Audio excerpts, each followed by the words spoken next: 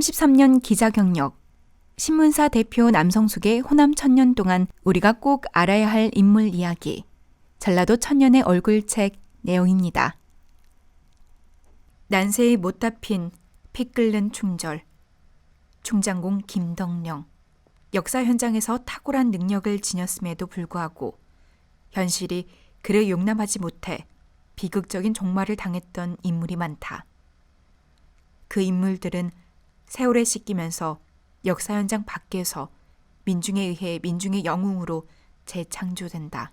무등산 사나이 김덕령이 그런 인물이다. 그러나 민중에 의해 다시 부활한 충장공 김덕령에 대한 평가는 실록, 설화, 야사로 전해오는 얘기가 각기 다르다.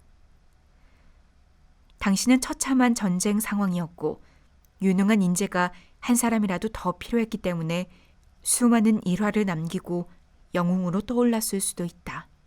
또 전쟁이란 참상이 위정자를 비정하게 해 잘못된 판단에 희생을 당한 김덕령을 민중은 안타깝게 생각, 야사류 이야기는 극적으로 변하기도 했을 것이다. 하여튼 김덕령은 광주에서 가장 많은 신화를 내놓은 인물임에 틀림없다.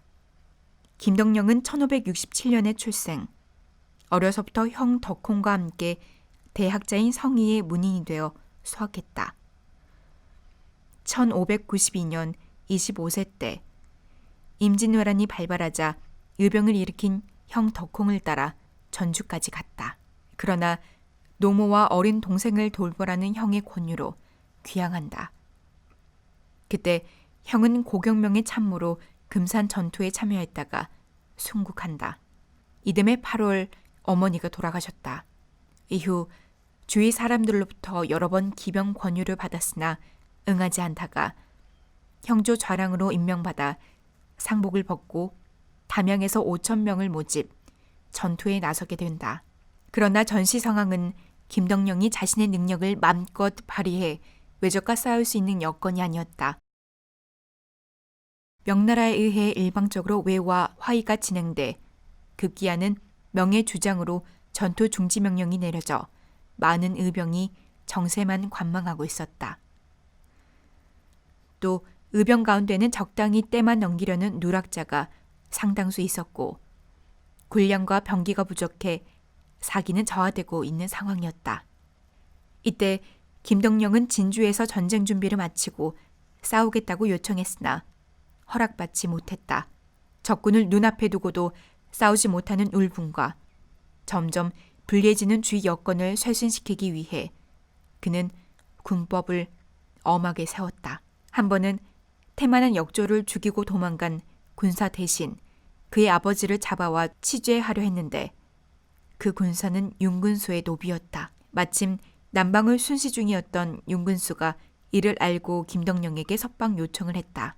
그러나 김덕령은 윤근수가 돌아간 뒤 그 노비를 처형하고 말았다. 이 일로 앙심을 품은 윤근수는 김덕령은 신의가 없고 살인을 좋아하며 장수의 자질이 없는 자라고 모함했고 결국 옥에 갇히고 말았다. 이후 곧 풀려났으나 이 일로 김덕령에 대한 조정의 기대와 평가는 부정적으로 변하기 시작했다.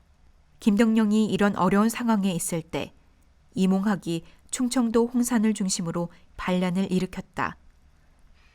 그들은 청양, 대홍 등지를 함락시키고 덕산까지 침입.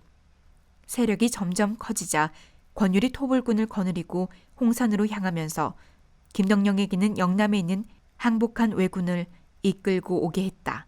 김덕령은 저간의 사정을 모른 채 권율의 명을 받고 진압을 위해 운봉에 갔으나 이미 진압된 다음이었다.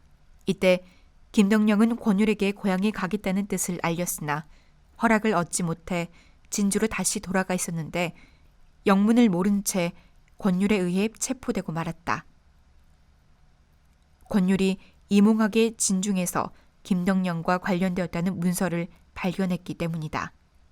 김덕령은 억울하게 잡혀 신문을 당했다. 8차례 심한 고문을 당한 나머지 정강이 뼈가 부러지고 온몸이 부서졌다. 무죄를 끝까지 주장했으나 통하지 않았다. 김덕령은 심한 고문을 당한 데다 그의 용력을 의심하여 큰 나무 토막을 묶어 옥문을 출입토록 해 결국 형장 안에서 29세라는 나이에 죽고 말았다. 그 후 현정 2년, 신혼되었으나 완전 회복된 것은 아니었다. 김덕령이 온전히 평가되기 위해서는 억울한 죄목을 얽은 당시 위정자들에 대한 비판이 먼저 이루어져야 하기 때문이다.